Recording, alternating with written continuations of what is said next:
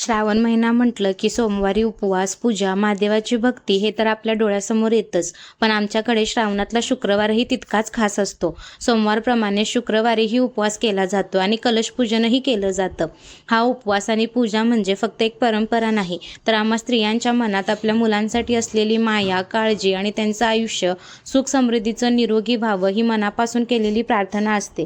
कारण श्रावणातल्या शुक्रवारी जिवती देवीचं पूजन केलं जातं. जिवती देवीला मुलांचं रक्षण करणारी देवी मानलं जातं. म्हणूनच या दिवशी त्यांचं स्टिकर मागे भिंतीला लावून घरात कलशाची स्थापना करून देवीची मनोभावे पूजा केली जाते. आम्ही ही कलशाला देवीचं प्रतीक मानून छान सजवून हळद कुंकू, फूल, अक्षता वाहिल्या, दिवा लावून संध्याकाळी नैवेद्य दाखवला आणि सगळ्यात महत्त्वाचं म्हणजे आमच्या लेकरांसाठी मनापासून प्रार्थना केली. जिवती देवी, माझ्या बाळाला सदैव सुखी, निरोगी, आनंदी ठेव, त्यांच्या आयुष्यावर तुझी कृपाछाया कायम राहू दे, असं मनापासून आशीर्वाद मागितला. म्हणूनच श्रावणातला हा शुक्रवार आमच्यासाठी फक्त उपवासाचा दिवस नसतो, तर आपल्या लेकरांसाठी, सुखासाठी, दीर्घायुष्यासाठी केलेली एक प्रेमाची, श्रद्धेची, मायेची प्रार्थना असते.